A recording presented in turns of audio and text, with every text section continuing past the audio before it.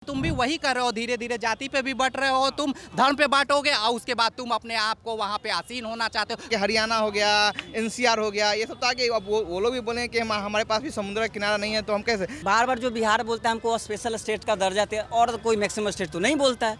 अरे कहीं कमी है ना, तो हमारे है ना कि राजनीति को यहाँ कास्ट के ऊपर ज़्यादा फोकस किया गया है। कौन बेहतर विकल्प के तौर पे लग रहा है? तीसरा विकल्प आया आपके सामने। नमस्कार, आप सबका स्वागत है हमारे चैनल पे। मैं हूं आपके साथ चंदन प्रताप सिंह। और अगले साल बिहार में विधानसभा चुनाव होने वाले हैं, जिसमें सभी पार्टियां कमर कस रही है। इस बार कई नई पार्टियां लॉन्च होगी, जिसका नाम है जन सुराज। प्रशांत किशोर भी कमर कसेंगे, दूसरी तरफ भाजपा और आरजेडी भी मैदान में है, और आरजेडी की तरफ से तेजस्वी यादव ताल ठोक रहे हैं मैदान में। तो एक युवा नेता पे बिहार की जनता कितना भरोसा करेगी, इन तमाम मुद्दों पर बात करने के लिए इस वक्त हम दानापुर विधानसभा क्षेत्र में मौजूद है, जो सगना मोड़ चौक है। यहाँ की जनता से समझेंगे कि यहाँ के वर्तमान जो विधायक है रीतलाल यादव, जो आरजेडी की टिकट पे विधायक है, उनका कार्यकाल कैसा रहा, और वर्तमान मुख्यमंत्री नीतीश कुमार का कार्यकाल कैसा रहा। भैया बताएंगे, क्या नाम हुआ आपका? मेरा नाम राकेश रॉय हुआ। चुनाव होने वाले बिहार में, फिर से चुनाव का माहौल है, लग रहा है क्या माहौल लग रहा है बिहार? देखिए, माहौल तो ऐसे लग रहा है, और हर समय राजनीतिक पार्टियां तो उभरते ही रहती है, ये कोई नई बात तो है नहीं। स्वाभाविक है कि लड़ाई हर कोई इस बार अभी से ही चुनावी मोड में आ चुका है। चूँकि प्रशांत के आने के बाद ना चुनावी मोड और थोड़े दिन बाद तय होता, लेकिन अभी से ही सब अपना चुनावी मोड में हो गया और सब अपना यात्रा निकाल रहे हैं। तो यात्रा निकालना तो एक अच्छी बात है, चाहे कोई भी निकाले, एक छोटी पार्टी निकाले या फिर बड़ी पार्टी निकाले। जन संवाद हमेशा अच्छी होती है, चाहे आप किसी लेवल पे करिए। तेजस्वी यादव जो निकल रहे हैं, तो प्रशांत किशोर ये कह रहे हैं कि हमारी नकल कर रही है आरजेडी। नकल, इसका मतलब प्रशांत किशोर भी पहले किसी से नकल किए, जैसे उनको बार बार कहा जाता है क्या वो कौन आपका आम आदमी का, तो उनको बात खुन्नस हो जाती है। नकल कोई नहीं करता है, स्वतंत्र है हर कोई, और नकल करके कोई बेस्ट कर दे तो क्या दिक्कत है लोकतंत्र में भैया? काम करना है उसको, क्या दिक्कत है? तेजस्वी मिलने जा रहे तो इसमें कोई प्रॉब्लम हो रही है? प्रशांत किशोर का कंपेयर किया जा रहा है आम आदमी पार्टी से और अरविंद केजरीवाल से, लेकिन प्रशांत किशोर हर मंच से ये कहते हैं कि आम आदमी पार्टी एक आंदोलन से निकली हुई पार्टी है, और जन सुराज कोई आंदोलन नहीं कर रहा है, कोई विरोध नहीं कर रहा है, जनता के बीच जाकर जनता को वोट की ताकत समझा रही है। देखिए, धुआं उठा तो कहीं ना कहीं आग लगी होगी। स्वाभाविक है कि वहाँ से जब इनको केंद्रित किया जाए, बार बार इनको क्लेरिफाई करना पड़ता है। इसका वजह है लोगों को इसमें, क्योंकि केजरीवाल जी भी ने जब आया था तो बार बार यही बात कर रहे थे, हम बदलाव के लिए आएंगे, हम व्यवस्था परिवर्तन करेंगे। और इनकी जब बात होने लगी ना, यही बात करें। इनका जन सुराज में एक बात ध्यान दीजिएगा, सिर्फ और सिर्फ फोकस प्रशांत किशोर। दूसरा लीडर आप बताइए कौन है? कोई आप जानते हैं? अरे जनता के बीच से चुनकर हम लाएंगे अपने मंच पे। कब लाएंगे? अभी आप फोकस अकेले पे क्यों करें? सूत्रधार बने हुए, सर्वे सर्वा आप सर्वे हुए, तो आने तो दीजिए ना। कोई तो बोलता है, आप क्यों प्रशांत किशोर अकेले क्यों बोलेंगे? अभी एक और लाए हैं, वो आनंद मिश्रा जी को लाए हैं। अरे प्रशांत किशोर अपने पे सारे मीडिया को क्यों फोकस किए हुए हैं? और लोग नहीं है, उन्हीं में से भी तो और लोग हैं, उन पे फोकस केंद्रित क्यों नहीं किया? सत्ता महिलाओं को ला रहे, कपूरी ठाकुर के पोती को ला रहे, करे पिछड़ों को हम ला के मंच पे जगह दे रहे। इससे बड़ी बात बिहार की राजनीति में क्या होगा? मंच पे अपने वाइफ को भी सब प्रमोट किए सर, सीधे सीधे। कौन जानना का वहाँ क्या जरूरी था? अरे ये एक तंत्र है, जैसे कि केजरीवाल जी ने किया, बिल्कुल नकल ये करके आ रहे हैं कि हम प्रमोट करेंगे। कैसे करेंगे? सत्ता को केंद्रित कैसे करें? क्योंकि जब तक ये हाईलाइट अपने ऊपर मीडिया सब कुछ लिए रहेंगे तो सत्ता केंद्रित रहेगा। इसको विकेंद्रित होना चाहिए, सबको जानना चाहिए। उनके पार्टी में जितने भी लोग हैं ना, सबके ऊपर फोकस होना चाहिए कि कोई कुछ बोल रहा है, समझ रहा है। लेकिन ये जहां भी जाते हैं सिर्फ प्रशांत की तो अकेले केंद्रित किए। बदलाव होनी चाहिए या परिवर्तन हो, अच्छी बात है, लेकिन आप हर चीज को केंद्रित अपने ऊपर कर लियो। और यही नहीं, कुछ अब आप इनको देखोगे तो कुछ एनवायर्ड हो जाए। क्वेश्चन जब अलग पूछोगे, यही आपके आरा में एक मीडिया वाले बंधु ने एक क्वेश्चन पूछ दिया कि आप पे ही सर एक चीज आप बता दो, आप कर रहे हो सब काम अच्छे, आप पढ़े लिखे हो, सबने उसने बड़ाई किया, लेकिन कहा कि ये मीडिया का हर फोकस सिर्फ आप ही पे क्यों रहता है? इस प्रश्न का उन्होंने जवाब नहीं दिया और नेग्लेक्ट कर दिया सर। तो लगता है कि पार्टी में सर्वे सर्वा वही होंगे, उन्हीं का सब कुछ होगा। बिल्कुल होगा, बिल्कुल होगा। चाहे कोई भी बड़े सुधार ये बने हुए हैं तो अपने आप को ये केंद्रित करेंगे, और ऐसे ये बना रहे हैं। जैसे इन्होंने आपको बताया 5 साल के लिए 5 लोगों को जा रहे हैं। जैसे शुरुआत कर रहे हैं महादलित को क्या बनाएंगे? अध्यक्ष बनाएंगे। कभी उन्होंने कहा नहीं कि मुख्यमंत्री बनाएंगे। अब क्या होगा? ये मुख्यमंत्री अंतिम जाते जानते अंतिम क्या होगा? अंतिम वाला होगा अगले साल जो चुनाव आएगा तो वो फॉरवर्ड के नाम पे चला जाएगा, जो इनका समीकरण है।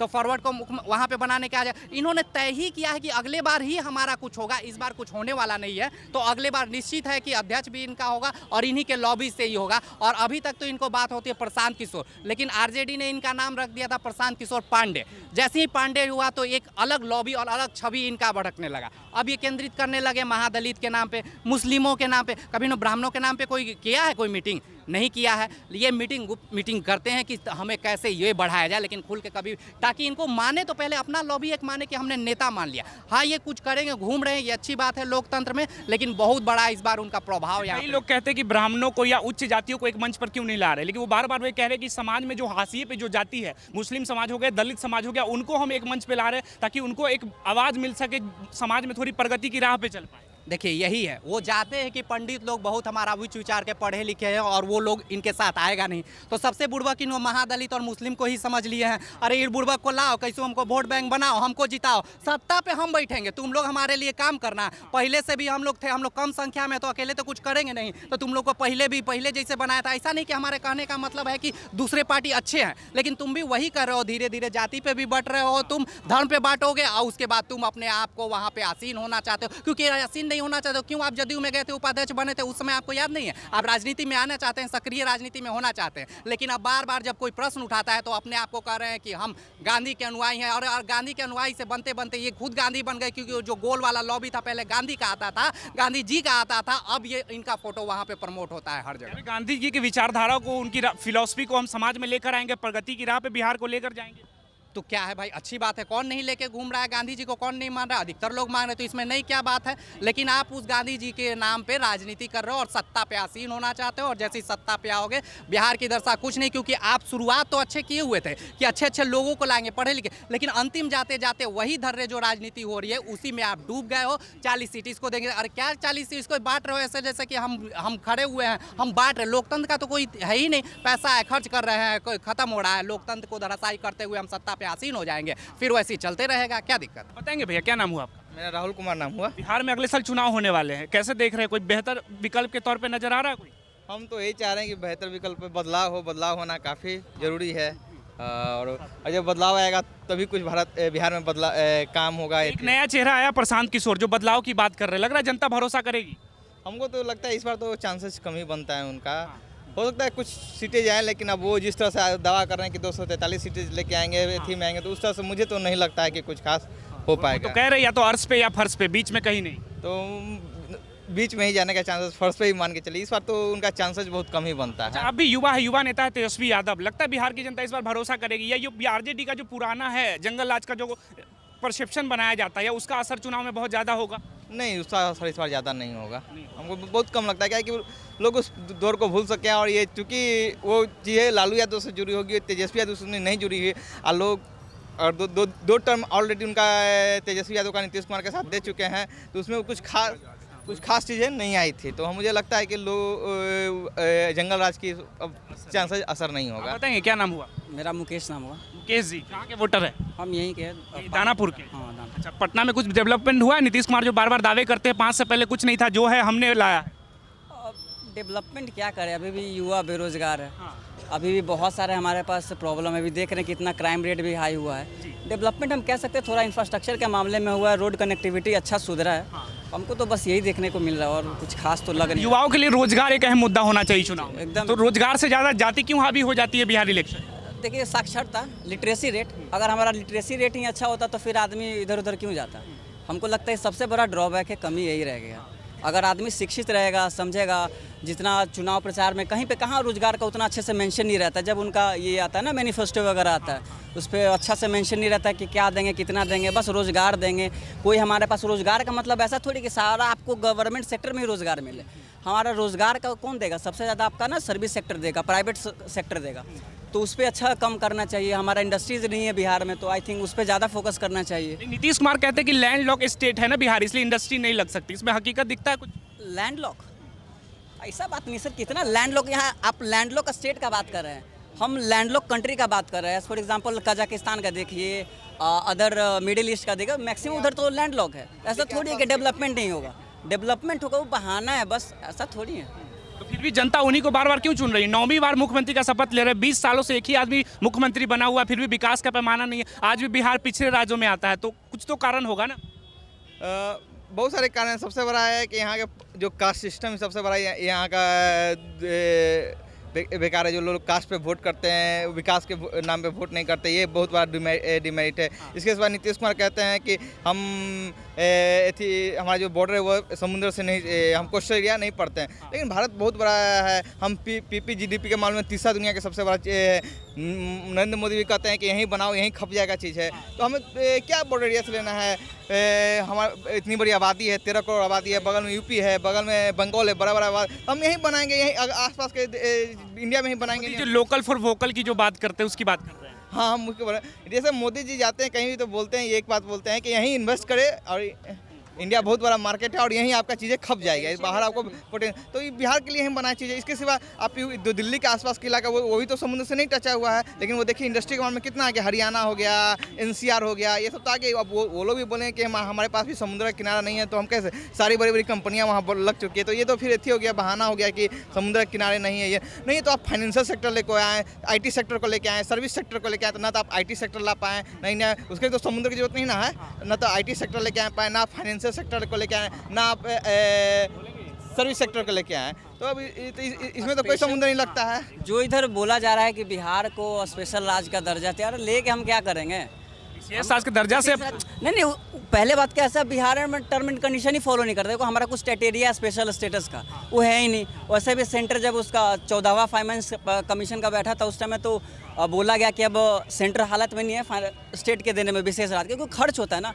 तो बार बार हम आई थिंक बार जो बिहार बोलता है हमको स्पेशल स्टेट का दर्जा दे, और कोई मैक्सिमम स्टेट तो नहीं बोलता है। अरे कहीं कमी है ना तो कमी पे काम करना चाहिए। बार लगता है पार्टियां सिर्फ राजनीति करती है इस मुद्दा पर। हाँ, वही राजनीति होता है यहाँ पर। राजनीति अच्छी चीज़ है ना, लेकिन यहाँ पे हमारे है ना कि राजनीति को यहाँ कास्ट के ऊपर ज़्यादा फोकस किया गया है। इधर उधर की बात है, इधर धर्म लड़ाओ। यही बात तो प्रशांत किशोर कह रहे हैं कि इस बार जात पात से ज्यादा अपने बच्चों के लिए वोट डालिए। तो प्रशांत किशोर तो अभी हम लोग देख रहे हैं धरातल पर तो वही आदमी तो काम कर रहे हैं। कितना अच्छे पढ़े लिखे, वो कभी भी बात करते हैं ना तो टू द पॉइंट बात करते हैं। हम उनको तो एकदम फॉलो करते हैं, हम उनको एकदम समर्थन देते हैं। तेजस्वी यादव कह रहे हैं कि भाजपा की B टीम की तरह काम कर रही है, भाजपा के ही लोग हैं, RSS के लोग हैं। अरे नहीं सर, उनका एक बार इंटरव्यू तो सुनिए, उनका डाटा तो कैसे बात करते हैं। वो ऐसे हवाबाजी में थोड़ी बात करते हैं। उनके पास प्रॉपर रिपोर्ट होता है, प्रॉपर डाटा, तो उस बेसिस पे बात करते हैं। पढ़े लिखे लोग हैं वो। समझेंगे भैया, क्या नाम? प्रिंस कुमार है। चश्मा उस्मा ला के एकदम हीरो लग रहे हैं। राजनीति में कौन हीरो है बिहार में? पप्पू यादव। पप्पू यादव। हाँ। नया नाम ले रहे हैं आप? पप्पू यादव और प्रशांत किशोर। प्रशांत किशोर। हाँ। दोनों दो अलग अलग धुरी है। कोई बात नहीं। ये जन सुराज के नीतीश कुमार जी को अब रिटायरमेंट होना चाहिए। मनमुदी उनका 20 बरस ले अभी CM बनने जा रहे हैं। CM बनते रेगुलर में CM बन रहे हैं। कौन CM बन रहा है? नीतीश कुमार जी। नीतीश कुमार। हाँ, कभी इधर आ रहे हैं, कभी जहाँ उनको मिल रहा है फ़ायदा उधर चल जा रहे हैं। अभी फिर कुछ दिन 2-4 महीना के बाद देखिएगा तो फिर पलटेंगे। सबसे तो मन से कल ही कह रहे थे JP नड्डा को कि अब कहीं नहीं जाएंगे, जहाँ है वहीं रहेंगे। कुर्सी किसको नहीं प्यारा लगता है? कुर्सी किसको नहीं प्यारा लगता है? सबसे पहला प्रथम बात है तो आज के धरातल पर सबसे अधिक काम करने वाला जो व्यक्ति है वो पप्पू यादव है। पप्पू यादव से बड़ा कोई नेता नहीं है। आप कहीं भी देखिए, कल पूर्णिया में छापा मारे थे, अब दारू बंद है। आप लोग बोलते हैं शराब बंद है, कहाँ शराब बंद है? कल बड़ा बहू पीकर एकदम गिरा हुआ था। हम नहीं बोलते, नीतीश कुमार दावा करते हैं जो सूबे के मुख्यमंत्री में शराब मिलेगा। बिहार में क्या नहीं, हर घर में मिलेगा। शराबबंदी जो कानून है उसको एकदम तोड़ देना चाहिए। या तो शराबबंदी का कोई एक पोर्टफोलियो नियम लगाइए पब्लिक के बीच में और उसको लागू कीजिए। आप नीतीश कुमार करके महिलाएं बहुत खुश है शराबबंदी से। एक महिलाएं और शराबबंदी से अब और दुखी हो गई है। जो गहना ज्वेलर जितना भी बेच कर सब पी जा रहा है। देखिए जाकर हर थाना में देखिए 500-200 केस एकदम पारा हुआ इसी तरह से। तो ये एक तरफ आपको प्रशांत किशोर बहुत पसंद है, दूसरी तरफ पप्पू यादव पसंद है। पप्पू यादव निर्दलीय हैं, कांग्रेस को सपोर्ट करते रहते हैं, तो जन स्वराज में क्यों नहीं शामिल हो जा रहे? देखिए अभी दोनों का अभी आने दीजिए, अभी तो चुनाव तो आने दीजिए। उम्मीद है प्रशांत किशोर के साथ पप्पू यादव जाएंगे एकदम जाएंगे, 100% जाएंगे। हाँ, दोनों। कई लोग ये कहते हैं कि पप्पू यादव की जो पुरानी छवि है एक अपराध वाला, वो उसकी राजनीति में आड़े आ जाती है। हमको तो अभी तक जब तक 30 वर्ष का एज हो गया, पप्पू यादव का पुरानी छवि हम नहीं जानते हैं। जब से पैदा लिए हैं तब Pappu Yadav is the best. कोई दूध का दुआ हुआ नहीं है, ठीक ना। हर आदमी को नया चेहरा को एक बार मौका देना चाहिए। आप पूर्णिया का विकास को तो देखिए, 2 महीना 3 महीना अभी इलेक्शन बीते हुए हो गया। पप्पू यादव का काम कितना रफ्तार से, आप एक सांसद को दिखा दीजिए जीतने के बाद 10 बार अपना क्षेत्र में घूमा है। अभी तक पप्पू यादव 24/7 अपने क्षेत्र में रह रहे हैं। ये उपलब्धि है उनकी, उपलब्धि है, जनता जाग रहा है। तो Pappu Yadav is the best. Pappu Yadav. आप कहाँ पूर्णिया के वोटर है? नहीं, हमारा का वोटर है, फिर भी पप्पू यादव। आरा में भी कोई लोकल के कैंडिडेट होंगे ना, कोई आर.के. सिंह सांसद है, कैसा कर रहे थे? आर.के. सिंह क्या कर रहे थे आपको दिखाई दिया ना अभी? कुछ नहीं। आप एक सांसद से मिलने जा रहे हैं, 100 बार आपको ड्यूटी लगाना पड़ा। पप्पू यादव जी से मिलने जाइएगा, 2 मिनट में आप बुलाइए भाई क्या दिक्कत है ना? तो Pappu Yadav is the best. पूरा बिहार को समझना चाहिए। चुनाव में तेजस्वी यादव जो पप्पू यादव का सपोर्ट नहीं कर रहे हैं। देखिए उन लोग राजा के लड़के हैं, राजा के 2 लड़के हैं, तो वह राजा वाला ठाट बाट। अभी तेज प्रताप जी के यहाँ हम गए थे 2-4-5 दिन, हम खुलेआम बोल रहे हैं। 10 दिन पहले उनसे मिलने में हमको इतना प्रॉब्लम हुआ, कोई अपना पर्सनल काम लेकर गए थे, हम नहीं मिल पाए, लौट आए। वो देखते हुए तो आदमी आया है, बंदा आया है, लेकिन फिर भी नहीं, इग्नोरेंस हो रहा है। तेजस्वी यादव मन से कहते हैं कि हम समाजवाद के नेता हैं, हम सामाजिक लोग हैं, समाज के बीच में रहते हैं। अपने मुंह से मियाँ मुट्ठू बनने के लिए कोई फ़ायदा नहीं है, वो कुछ नहीं है, ठीक ना? तेजस्वी यादव जाति पात की लड़ाई हो रहा है। हम बिहारियों को जितने भी एजुकेटेड लोग हैं उसको उठना चाहिए, जात से हट कर उठना चाहिए और काम करना चाहिए। पप्पू यादव को बार बार हर मंच से घेरते हैं तेजस्वी यादव, उसके पीछे क्या कारण लगता है? यादवों के यादव का नहीं, पूरा जाति का सबसे बड़ा नेता बनने जा रहे हैं पप्पू यादव। तो तेजस्वी यादव को डर है बहुत, पूरा तेजस्वी यादव का नहीं, पूरा परिवार का उनका डर है पप्पू यादव से। आप इस बार चुनाव में देखें बीमा भारती के साथ कैसा है, पप्पू यादव के साथ क्या खेल कर दिया आरजेडी ने। तो सबसे बड़ा फैक्टर पप्पू यादव है। हम लोग को उठकर, सब व्यक्ति को उठकर, एक जात पात से उठकर जो बात करे उस पर ध्यान देना चाहिए। आप बताएंगे चाचा, क्या नाम हुआ आपका? मोहम्मद परवेज खान। चुनाव आने वाले हैं, चुनाव में कौन बेहतर लग रहा है, कौन चेहरा लग रहा है कि बिहार के लिए बहुत डेवलपमेंट का काम कर सकता है, या सिर्फ दावे करेंगे चुनाव में? दावे तो सब अलग अलग करते हैं लेकिन सब फेलियर है, अब सब तक फेलियर है। सब फेलियर। कौन बेहतर विकल्प के तौर पे लग रहा है? तीसरा विकल्प आया आपके सामने, जन स्वराज की बात कर। एकदम तेजस्वी यादव कह रहे हैं कि भाजपा की बी टीम है, सब लूटने वाला। लूटने वाले हैं। प्रशांत किशोर भी नहीं भाई, तीसरा मोर्चा छोड़ के बता रहे हैं आपको। अभी तक लोग बोलते थे ना हमारे पास विकल्प नहीं है, अब तो विकल्प आ गया। तो जनता भरोसा करेगी? जनता के बीच जाएंगे, मेहनत करेंगे, नई पार्टी जरूर भरोसा होगा। कई लोग कह रहे हैं चुनाव लड़ने में और जिताने में और अंतर होता है ना। यहाँ जातिवाद है ना बिहार में, तो लोगों को समझना होगा इस बात को। इस बार वो कह रहे हैं कि मुस्लिम समाज को उसकी भागीदारी देंगे, 40 सीट देंगे। बोलने को सब बोलता है, बड़े बड़े लोग यहाँ पर भाषण देंगे, लेकिन जब चुनाव आएगा ना तो उस समय जातिवाद देखा ही जाता है, खास कर बिहार में। तो आप लोग भी विकास पे वोट डालेंगे कि प्रशांत किशोर की जाति देखेंगे कि ब्राह्मण समाज से आ रहा है तो मुस्लिम समाज वोट नहीं देगा? पूर्वक बन गया, अब जात पात पे वोट साथ के अल्पसंख्यक समाज नहीं देने वाला, नहीं देगा। नहीं देगा। तो विकास के साथ ही आप जाएंगे? तेजस्वी यादव का कब बपोती है? तेजस्वी यादव तो कहते हैं एमवाई का वोट बैंक है आरजेडी के साथ। अरे बुर्बक बनाते चला रहा है, 65-70 वर्ष आज़ाद हो गए, देश आज़ाद हो 75 वर्ष हो गया, आज तक क्या हुआ? कह रहे मुसलमानों का बोलने का हक दिया लालू जी ने, और क्या दिया बिहार में? बोलने के लिए हक तो सबको दिया था, ऐसे कौन रोका हुआ? आज भी रोका हुआ किसी को? आज भी नहीं रोके हुए किसी लोगों को, किसी समुदाय का हो, किसी जात का हो।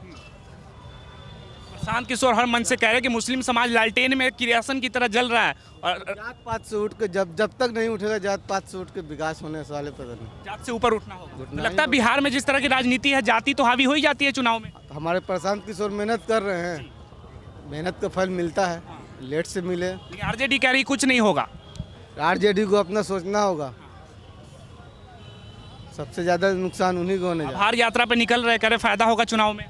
फायदा दिखा ना अभी फायदा लोकसभा में दिखा उनको। अच्छा, भाजपा मोदी सरकार कैसा कर रही है केंद्र में? काम कर रही है, ऐसा बात नहीं है, कुछ उसके नेता हैं। अच्छा, कई मुस्लिम समाज के नेता कहते हैं कि हमारे साथ भेदभाव होता है, जब से भाजपा की सरकार आई है, आरएसएस की सरकार आई है, मुसलमानों के साथ भेदभाव हो रहा है देश में। होता है है। नेता लोग हैं, बोल देते हैं, जैसे गिरिराज सिंह हैं, ऐसे बहुत से नेता हैं जो अपना आपको भाजपा में दिखाने के लिए बोलते रहते हैं, अपना मंत्री पद पाते रहते हैं। तो हमको गिरिराज सिंह जैसा नेता नहीं चाहिए।